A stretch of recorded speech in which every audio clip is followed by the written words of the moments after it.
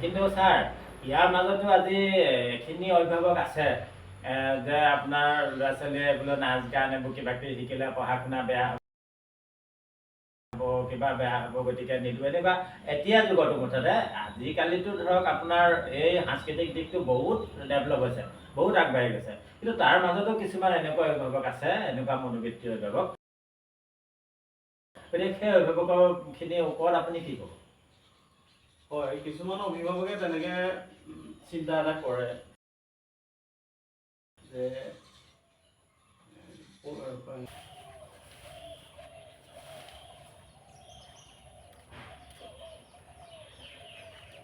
নমস্কাৰ, পোনপ্ৰথমে চিৰাজ যুগল ইউটিউব চেনেলটোলৈ সকলোকে স্বাগতম জনাইছোঁ। মই আজি আহিছোঁ নগাবাদ অন্নপূৰ্ণাৰ ৰোহিত ছাৰৰ ঘৰলৈ।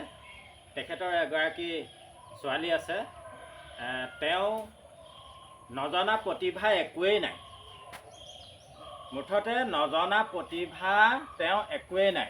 আপোনালোকে সেই ছোৱালীজনীৰ প্ৰতিভা দেখিলে আপোনালোক আচৰিত হ'ব। গতিকে এতিয়া আমি যাম সেই ছোৱালীজনীৰ ওচৰলৈ। তাৰ আগতে মোৰ চেনেলটোলৈ যিসকল নতুনকৈ আহিছে, আমাৰ এই ভিডিঅ'বিলাক অতি সহজতে পাই থাকিবলৈ সকলোৱে চেনেলটো ছাবস্ক্ৰাইব কৰি ল'ব। ধন্যবাদ। এতিয়া ব'লকচোন আমি সেই ছোৱালীজনীৰ ওচৰলৈ যাওঁ। তাই কি প্ৰতিভা জানে, কি প্ৰতিভা আছে, সকলোখিনি আপোনালোকক দেখুৱাম। আপোনালোকে ভিডিঅ'টো স্কিপ নকৰাকৈ লাষ্টলৈকে চাই যাব। ব'লক এতিয়া আমি ভিতৰলৈ যাওঁ। নমস্কাৰ, পোনপ্ৰথমে মোৰ চেনেলটোলৈ তোমাক স্বাগতম জনাইছোঁ। ধন্যবাদ।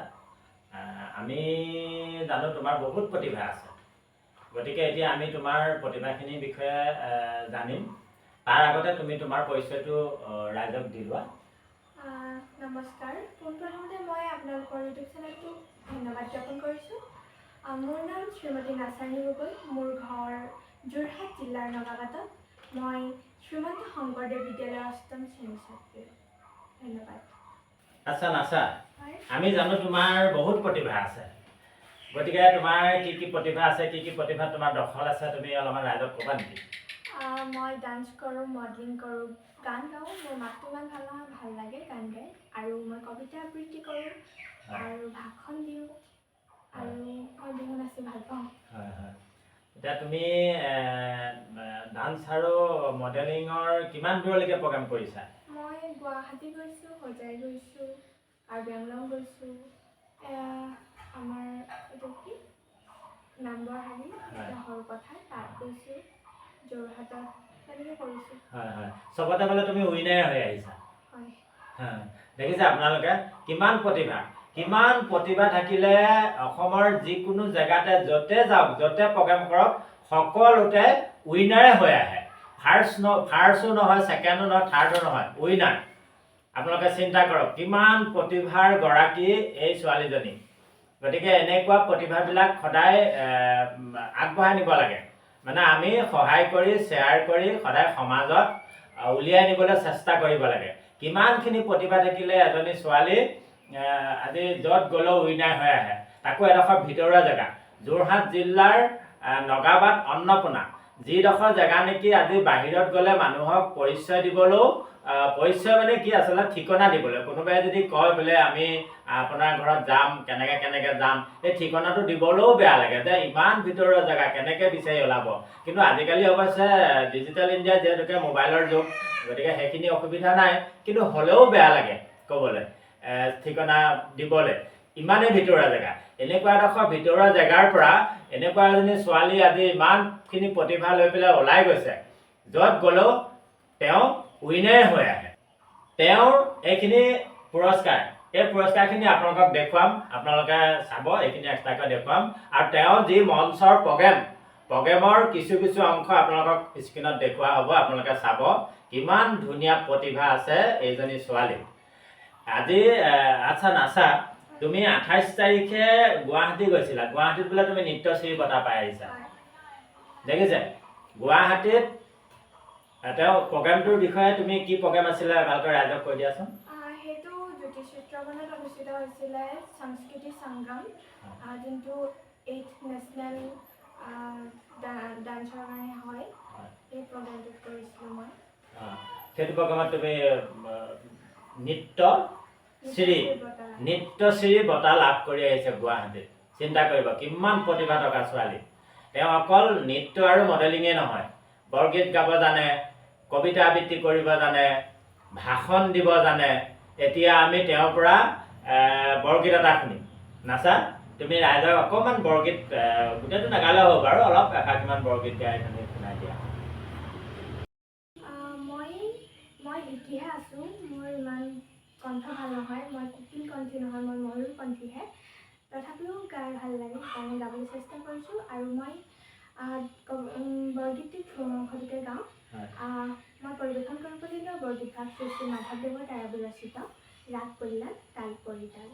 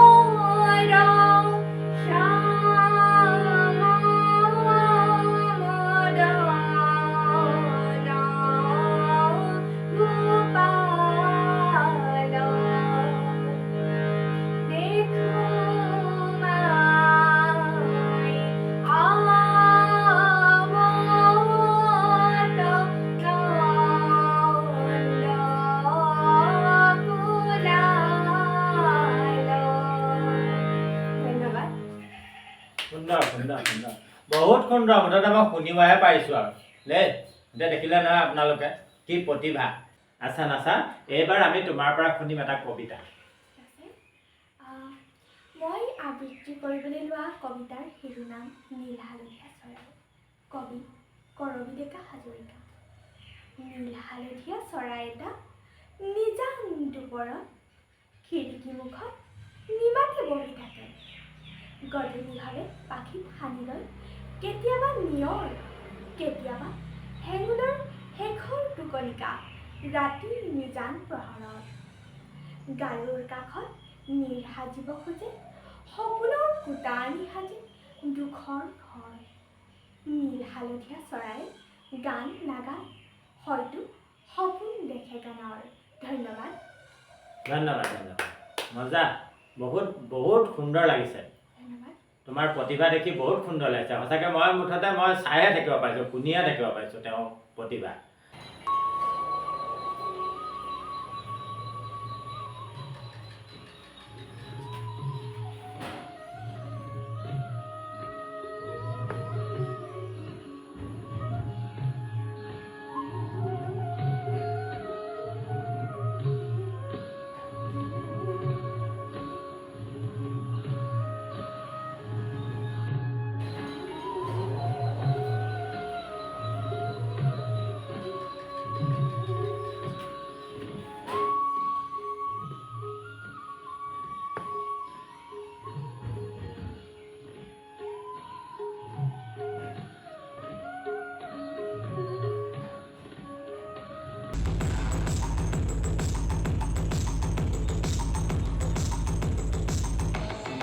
দেখিলে কি সুন্দৰ প্ৰতিভা দেখিছে।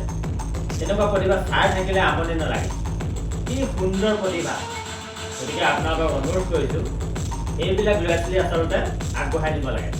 আপোনালোকক অনুৰোধ কৰিছোঁ, আপোনালোকে ভিডিঅ'টো শ্বেয়াৰ কৰি এই ছোৱালীজনী ওলাই যাবলৈ আপোনালোকে সহায় কৰক। কিমান সুন্দৰ প্ৰতিভা। এনেকুৱা প্ৰতিভা আজি গাঁৱৰ ভিতৰত বহুত লুকাই আছে। ভাল লাগিল, বহুত ভাল লাগিল তোমাৰ প্ৰতিভা দেখি, বহুত ভাল লাগিল। বৰ ধুনীয়া তেওঁ বক্তৃতা দিয়ে, বক্তৃতাও দিয়ে, বহুত ধুনীয়া বক্তৃতা দিয়ে। ছোৱালীজনী এইখিনি প্ৰতিভা লৈ এই ভিতৰুৱা জেগাৰ পৰা ওলাই গৈছে, তাৰ বাবে আপোনালোকে সহায় কৰক। তোমালোকক অশেষ ধন্যবাদ থাকিল। তোমাৰ প্ৰতিভা দেখি সঁচাকৈ আপ্লুত হৈছোঁ। বহুত বহুত ধন্যবাদ তোমালৈ। এতিয়া তোমাৰ পাপাৰ পৰা মানে দেউতাৰ পৰা আমি কিছু কথা জানিম। আচ্ছা ছাৰ, আজি আপোনাৰ ছোৱালী আজি ইমান এডোখৰ ভিতৰুৱা জেগাৰ পৰা ইমানখিনি প্ৰতিভা লৈ আজি ওলাই গৈছে। আজি য'তে গৈছে ত'তে তেওঁ উইনাৰ হৈ আহিছে। আজি গীত গাব জানে, আজি মডেলিং কৰিব জানে, আজি বৰগীত গাব জানে, ভাষণ দিব জানে, গোটেইকেইটা প্ৰতিভা লৈ পেলাই তেওঁ আগবাঢ়ি গৈছে। এতিয়া আমি জনামতে এতিয়া তেওঁ যোৱা মাহৰ 28 তাৰিখে গুৱাহাটীৰ পৰা নৃত্যশ্ৰী বঁটাও পাই আনিছে। গতিকে আপোনাৰ অনুভৱটো কেনেকুৱা লাগিছে? ছোৱালীজনী ইমান আগবাঢ়ি গৈছে, তাৰ ওপৰত আপোনাৰ অনুভৱ কি? মোৰ অনুভৱ মানে কি, ছোৱালীজনী ডেন্সতে হওক, মডেলিঙতে হওক, বিভিন্ন অনুষ্ঠানত আমাৰ শংকৰী অংকৰ বিভিন্ন অনুষ্ঠানত বক্তৃতা দিয়ে, বা বিদ্যালয়ত বিভিন্ন অনুষ্ঠান পাতে, তাতো বক্তৃতা দিয়ে। গতিকে আমাৰ ভাল লাগে, ল'ৰা ছোৱালী আগবাঢ়ি গ'লে আমাৰ হয়, নিশ্চয় মাক দেউতাকৰ ভাল লাগে। হয়, এতিয়া আপোনালোকে মাক দেউতাকৰে সেইটো অনুভৱ আৰু গৌৰৱ আৰু। গতিকে আপোনালোকে যথেষ্ট কষ্ট কৰিছে আগবাঢ়ি যাবৰ কাৰণে ছোৱালীজনী। এতিয়া আপোনালোকতো আপোনাৰো চাকৰি আছে, আজি বাইদেউৰো চাকৰি আছে, তাৰ মাজতে আপোনালোকে ছোৱালীজনীক ইমান সময় কেনেকৈ দিছে? হয়, আমি মানে কি হ'ল, প্ৰতি সপ্তাহৰ শনিবাৰ দেওবাৰ দুইটা দিনতে আমি মেৰাপানী নৃত্য তৰংগিনী এখন স্কুল আছে, তাত আমি ডেন্সৰ প্ৰশিক্ষণ হওক, নৃত্যৰ বিভিন্ন ক্ষেত্ৰত প্ৰশিক্ষণ দিয়া হয়। তাত আমি তালৈ লৈ যাওঁ। বিশেষকৈ দেওবাৰ দিনটোত আমি আমাৰ অফ থাকে স্কুল, সেই দিনটোতে মই নহ'লে মাক দুইজনৰ কোনোবা এজন গৈ তেওঁক আমি 7 বছৰ বয়সৰ পৰা আমি সেই বিদ্যালয়ত নামভৰ্তি কৰিছে। হয় হয়, সেইখিনি আপোনালোকে কষ্ট কৰিছে কাৰণে আজি ছোৱালীজনী ইমানখিনি আগবাঢ়ি যাব পাৰিছে। আৰু আগবাঢ়ি যোৱাৰ কাৰণে আপোনালোকে যিটো কষ্ট কৰিছে কষ্ট আপোনালোকে ফলো পাইছে। ছোৱালীজনী ইমান ধুনীয়াকৈ আগবাঢ়ি গৈছে, আজি য'তে গৈছে ত'তে নাম কৰিছে, ভাল লাগিছে, বহুত ভাল লাগিছে। কিন্তু ছাৰ, ইয়াৰ মাজতো আজি এখিনি অভিভাৱক আছে যে আপোনাৰ ল'ৰা ছোৱালীয়ে বোলে নাচ গান এইবোৰ কিবা কিবি শিকিলে পঢ়া শুনা বেয়া হ'ব, কিবা বেয়া হ'ব, গতিকে নিদিওঁ এনেকুৱা। এতিয়া যুগতো মুঠতে আজিকালিতো ধৰক আপোনাৰ এই সাংস্কৃতিক দিশটো বহুত ডেভেলপ হৈছে, বহুত আগবাঢ়ি গৈছে। কিন্তু তাৰ মাজতো কিছুমান এনেকুৱা অভিভাৱক আছে, এনেকুৱা মনোবৃত্তিৰ অভিভাৱক। গতিকে সেই অভিভাৱকখিনিৰ ওপৰত আপুনি কি ক'ব? হয়, কিছুমান অভিভাৱকে তেনেকৈ চিন্তা এটা কৰে যে ডেন্সৰ ক্ষেত্ৰত হওক, মডেলিঙৰ ক্ষেত্ৰত যদি আমি দিয়া হয়, কিছুমান তেখেতসকলে মানে কি হ'ল, চিন্তা কৰে বেয়া হ'ব নেকি বুলি ভাবে। কিন্তু এইটো এটা ভাল দিশ। মই প্ৰতিজন অভিভাৱকে আপোনালোকৰ চেনেলৰ যোগেদি ক'ব বিচাৰিছোঁ, এজনী ছোৱালীয়ে হওক বা এটা ল'ৰা হওক, সাংস্কৃতিক দিশত যদি দিব পাৰে, তেওঁৰ বেলেগ এটা পৰ্যায় নাপাব বুলি ভাবিছোঁ। ধৰক আপুনি শনিবাৰলৈকে স্কুলে থাকিলে, দেওবাৰ দিনটোতে যদি তেওঁ ডেন্সৰ বা মডেলিং ব্যস্ততা যদি কৰিব পাৰে, আজি আপুনি সাংস্কৃতিক দিশত ল'ৰা ছোৱালী হওক, বিভিন্ন আমি অনুষ্ঠান দেখিছোঁ, কোনো বিভিন্ন গান গোৱা বা যিসকলে নৃত্য কৰে ভাল বেয়া পথ লৈছে বুলি মই ভবা নাই। আজিকালি আপোনালোকে চব বিভিন্ন গায়কবোৰে কোনো এটা বেয়া পথ আমি পাইছে বুলি নাই দেখা আজিকালি।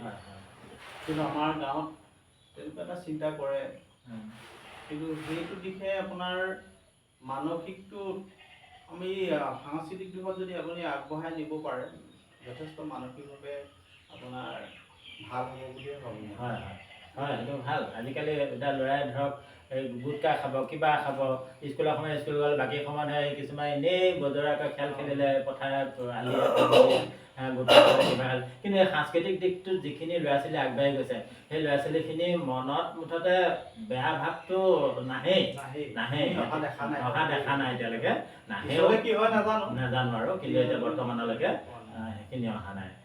হয়, ভাল লাগিল বাৰু। কিন্তু তেনেকুৱা মনোবৃত্তি মানুহবিলাকে আচলতে অভিভাৱকবিলাকে এইটো মনোবৃত্তি আঁতৰাই এইটো দিশত ল'ৰা ছোৱালী আগুৱাই নিলে নিশ্চয় ভৱিষ্যতে উন্নতি হ'ব আৰু নৱপ্ৰজন্মৰ কাৰণে, নহয় জানো?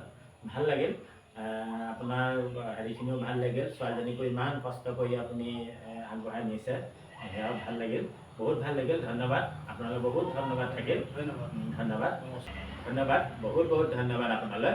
এয়া দেখিছে আপোনালোকে এজন দেউতাক, তেখেতে স্কুলৰ শিক্ষকতা কৰে, মাকেও স্কুলৰ শিক্ষয়িত্ৰী কৰে, কিন্তু তাৰ মাজতো ছোৱালীজনীক সময় দি পেলাই ইমানখিনি আগবঢ়াই নিছে। আজি ইমানখিনি আগবঢ়াই, ইমানখিনি মুঠতে কষ্ট কৰি ছোৱালীজনী আগবাঢ়ি যাবলৈ পথ উলিয়াইছে। তেনেকৈ আজি প্ৰতিজন অভিভাৱকে এইটো চিন্তা কৰি যদি প্ৰত্যেকৰ সন্তানক তেনেকৈ আগবঢ়াই নিবলৈ চিন্তা কৰে, আমাৰ সমাজখন বহুত ধুনীয়া সুন্দৰ হ'ব। গতিকে আজিলৈ ইমানতে আমি ভিডিঅ'টো সামৰিছোঁ। কিন্তু সকলোৱে যাতে, যিসকল মোৰ চেনেলটো নতুনকৈ আহিছে, সকলোৱে যাতে মোৰ চেনেলটো ছাবস্ক্ৰাইব কৰি দিয়ে। ছাবস্ক্ৰাইব কৰিবলৈ কিন্তু কেতিয়াও নাপাহৰিব। ধন্যবাদ।